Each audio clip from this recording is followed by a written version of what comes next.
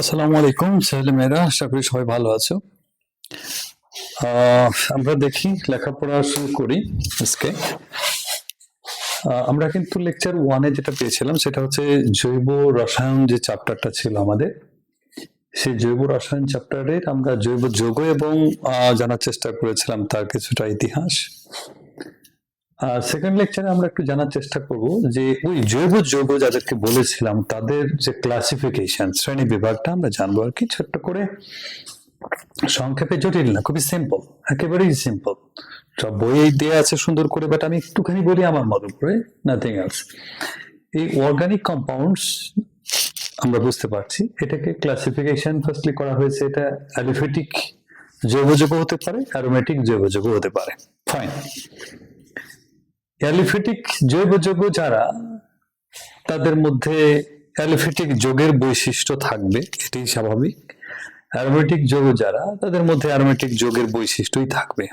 তবে হ্যাঁ, অ্যারোমেটিক যোগের মধ্যে যে বৈশিষ্ট্য সেটা তো আমরা জানবো, এবং অ্যারোমেটিক যৌগ কারা কিভাবে হলো সেটাও আমরা জানবো। ফার্স্ট অফ অল আমরা বোঝার চেষ্টা করি যে এই যৌগগুলো তো সবাই কার্বন দিয়ে তৈরি, সাথে হাইড্রোজেন তো আছে তার সহযোগী, না? সেটাকে ঠিক আছে। তো কিভাবে কখন সেটা আমরা অ্যালিফেটিকের বলতেছি, আবার মুক্ত শিকল, বদ্ধ শিকল, কার্বোসাইক্লিক, হেটেরোসাইক্লিক, এই বিষয়গুলোকে আমরা একটু ক্লিয়ার করার চেষ্টা করি।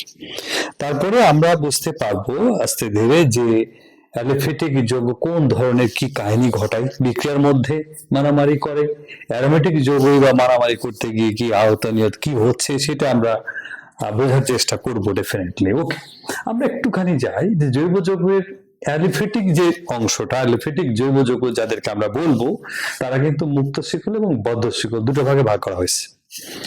মুক্ত শিকলের মধ্যে আছে সম্পৃক্ত এবং অসম্পৃক্ত হাইড্রোকার্বন। আবার সম্পৃক্তের মধ্যে এক্সাম্পল দাঁড় করানো হয়েছে, অর্থাৎ অ্যালিফেটিকের মধ্যে মুক্ত শিকল, বদ্ধ শিকল, এই হলো দুটো কথা। মুক্ত শিকল কাদেরকে আমরা বলবো, বদ্ধ শিকল কাদেরকে আমরা বলবো, সেটাই আমরা ঘুরে আসি। আর মুক্ত শিকলের মধ্যে সম্পৃক্ত এবং অসম্পৃক্ত হাইড্রোকার্বন বা অ্যালিফেটিক যৌগ আমরা যেটা বলতেছি সেটা আমরা দেখব। বদ্ধ শিকলের বিষয়গুলো দেখবো, সেটা কার্বোসাইক্লিক এবং হেটারোসাইক্লিকে ভাগ করা হয়েছে। অ্যারোমেটিকের মধ্যে দেখতেছি কার্বোসাইক্লিক, হেটারোসাইক্লিক। আসলে ফার্স্ট অফ অল আমরা আবার চলে যাচ্ছি, জৈব যৌগের অ্যালিফেটিক সেটা সম্পৃক্ত অসম্পৃক্ত ছিল, এবং মুক্ত শিকল বদ্ধ শিকল ছিল, সে বিষয়গুলো আমরা একটুখানি ঘুরে আসি। এখানে আশা করি একটা একটা করে বিষয় ক্লিয়ার হবে। লাইক আমরা যেটা দেখে এসেছিলাম একটু আগেই, যে অ্যালিফেটিক যে জৈব যৌগ যারা ছিল তারা মুক্ত শিকলও ছিল, আবার বদ্ধ শিকলও ছিল। হোয়াট ডাজ ইট মিন? মুক্ত শিকল মানে কার্বনের মুক্ত দুই প্রান্তটা মুক্তই আসছে, দুই কার্বনটা জয়েন্ট হয়নি। বদ্ধ শিকল মানে একটার সাথে আর একটা কার্বনের মিলে যাওয়া, হয়তো চক্র তৈরি করতে পারে, ইত্যাদি ইত্যাদি। সম্পৃক্ত যদি আমরা অ্যালিফেটিকের অংশের কথা বলি, যে সম্পৃক্ত হাইড্রোকার্বন, তাহলে পরে কারা হবে? এটা অ্যালকেন যেগুলো আছে মুক্ত শিকলে, এরা সবাই সম্পৃক্ত হাইড্রোকার্বন। আমি যদি বলি অসম্পৃক্ত হাইড্রোকার্বন, যেটা অ্যালিফেটিক জৈব যৌগের কথা বলতেছি, অসম্পৃক্ত, দ্যাট মিনস এখানে double bond, carbon carbon double bond থাকবে, যাদেরকে আমরা অ্যালকিন বলে থাকি। আর কার্বন কার্বন ট্রিপল বন্ড, সেটাও অসম্পৃক্ত হাইড্রোকার্বন, অসম্পৃক্ত জৈব যৌগ অ্যালিফেটিক অংশে ডেফিনেটলি, এবং সেটা অ্যালকাইন আমরা বলে থাকি। খুব সিম্পলি যদি বলতে চাই তাহলে এমনটাই দাঁড়াচ্ছে, সম্পৃক্ত যে হাইড্রোকার্বন বা অ্যালিফেটিকের যে অংশটা, সেখানে কার্বনের সাথে কার্বনের সবগুলো একক বন্ধনে তারা আবদ্ধ থাকবে, এবং কার্বনের যে চার যোজনী আছে, কার্বনের যে চার যোজনী আছে, তার বারের শক্তি স্তরে যে চারটা ইলেকট্রন, এই চারটা বন্ধনে সবগুলো থাকবে, সবগুলো সিঙ্গেল বন্ড। বাট আমি যদি বলি অসম্পৃক্তের মধ্যে দুটো ভাগ হয়ে গেছে, অ্যালকিন আর অ্যালকাইন, অ্যালকিন যদি হয় তাহলে কার্বন কার্বনের সাথে ডাবল বন্ড থাকতেই হবে। এখন কোয়েশ্চেন, কয়টা ডাবল বন্ড থাকবে? হ্যাঁ, কার্বন মনে করো যে অনেকগুলো আছে, আর 10টা আছে, যে কোনো জায়গায় একটা ডাবল বন্ড থাকলেও সেটা অ্যালকিন, দুইটা থাকুক বা তিনটা থাকুক অ্যালকিনের মধ্যেই পড়ে এবং সেটা ডেফিনেটলি অসম্পৃক্ত হাইড্রোকার্বনের মধ্যে পড়ে। এবং এই কার্বনের ডাবল বন্ড হয়ে গেলে বাকি তার যোজনী ব্যালেন্স করতে থাকে আরো 2 এবং এই বাকিগুলো হাইড্রোজেন দ্বারাই ফিল আপ হবে। অ্যালকাইন যদি বলি সেটা ট্রিপল বন্ড, কার্বন যতগুলি থাকুক না কেন নো প্রবলেম, তবে ট্রিপল বন্ড অবশ্যই এক জায়গায় থাকতে হবে, তবেই তারা অ্যালকাইন এবং অবশ্যই তারা অসম্পৃক্ত হাইড্রোকার্বন। আমরা একটুখানি বুঝতে পারলাম ব্যাপারটা এরকম। মুক্ত শিকলের কথা বলেছি, মুক্ত শিকল মানে কার্বনের সাথে কার্বন দুই প্রান্তে চলে গেলে আস্তে আস্তে 8, 10, 15, 20 যতগুলো কার্বন যাক ওই 2 কার্বনের মাথা জয়েন্ট হবে না, জয়েন্ট হয়ে গেলে সেটা বদ্ধ শিকল হয়ে গেল, এটা মানে ক্লোজড হয়ে গেল, চেনটা লেগে গেল, ওপেন থাকলো না। আমরা দেখতে পাচ্ছি কার্বোসাইক্লিক অ্যালিফেটিক যে যৌগটা আছে কার্বোসাইক্লিক মানে কার্বনই থাকবে এখানে, অন্য কিছু সাথে জয়েন্ট হবে না, এটা বদ্ধ শিকলের মধ্যে কিন্তু আমরা দেখেছিলাম। আবার একটু যাচ্ছি, এই যে দেখো অ্যালিফেটিকের বদ্ধ শিকলে ছিল কার্বোসাইক্লিক আর হেটারোসাইক্লিক, সে কথাই বলতেছিলাম। কার্বোসাইক্লিক সেটা যদি হয় সবগুলো কার্বন এবং কার্বনের সাথে কার্বনেরই বদ্ধ শিকল তৈরি করবে, চক্র তৈরি করবে। লুক, 3 কার্বন ছিল প্রোপেন, বা 2 কার্বন যখন জোড়া লেগে গেল মাথাটা, তখন এটাকে আমরা বলছি বদ্ধ শিকল যৌগ। কার্বোসাইক্লিক বলার উদ্দেশ্য হচ্ছে সবগুলোই কার্বন, এখানে কার্বনের সাথে কার্বনেরই বন্ধন হবে, এখানে অন্য কেউ থাকতেছে না। অন্য থাকা বলতে হাইড্রোজেন তো তার সহযোগীও থাকবেই সব সময়, ঠিক আছে, বুঝলাম। সংক্ষেপে এটাকে এইভাবে লেখা যায় ত্রিভুজের মতো করে, এবং এটা ধরা হয় যে প্রত্যেকটা কর্নারেই একটা করে কার্বন আছে, এবং এক্ষেত্রে কার্বনের সাথে হাইড্রোজেন কয়টা থাকবে, আমাদের 2টা করে থাকবে। 2টা কেন থাকতেছে? কারণ কার্বনের 4 বন্ধনের বেশি হওয়ার কোনো সুযোগ নাই, ফলে চক্র যদি তৈরি করতে যায় তখন কিন্তু হাইড্রোজেন একটা করে কিন্তু এই পাশ থেকে এবং এই পাশে কিন্তু কমে যাচ্ছে, ডেফিনেটলি সেটা চক্র হবে না, কার্বনের বন্ধন 5 হয়ে যায়।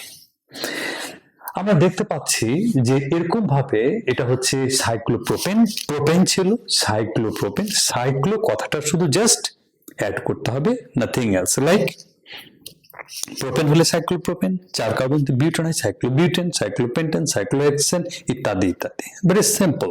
আমরা ফার্স্টে সহজ ভাবে বিষয়গুলোকে সহজ এক্সাম্পল দিয়ে বোঝার চেষ্টা করব। এরকম ভাবে বিউটেন হতে পারে, চক্র এভাবে লেখা যেতে পারে। আমার এখন শিখতে হচ্ছে এই ফরম্যাট গুলো একটু ভালো করে শেখা দরকার, এগুলো সংক্ষিপ্ত ফরম্যাট। ওকে, হেটারোসাইক্লিক এই কথার মানে হচ্ছে হেটারো এই কথাটা আমরা একটু বোঝার চেষ্টা করছি। এখানে আমরা দেখতেছি হেটারো মানে হচ্ছে হেটারো অ্যাটমস থাকবে, লাইক নট কার্বন, মানে কার্বন তো থাকতে পারে, কার্বন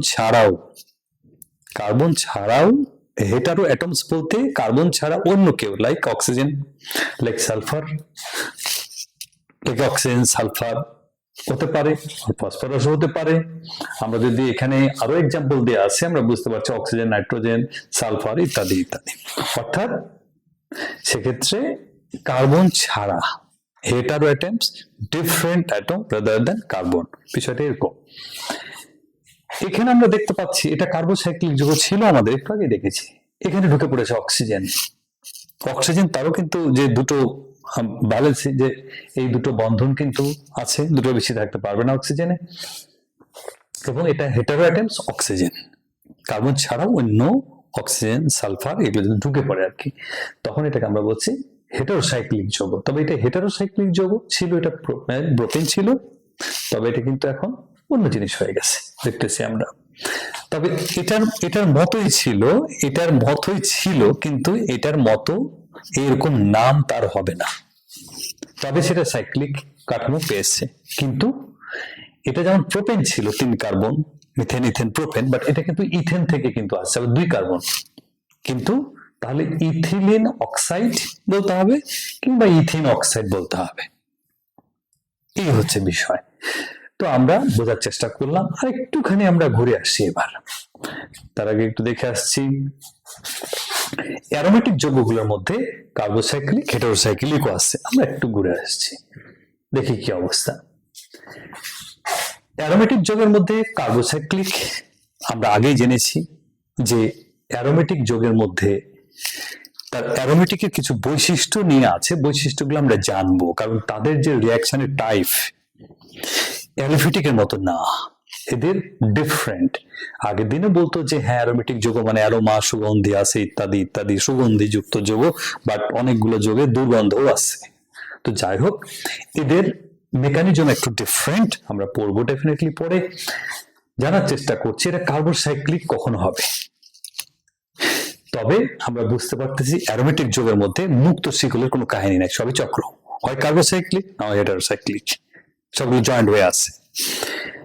কার্বোসাইক্লিক হলে আমরা একটু আগে জেনেছি কার্বন ছাড়া অন্য কেউ নাই, অন্য কেউ বলতে হাইড্রোজেন তার সহযোগী সে থাকবে, কার্বন ছাড়া অন্য কোনো অ্যাটম সেখানে নাই, হাইড্রোজেনকে ধরা যাবে না, হাইড্রোজেন সহযোগী।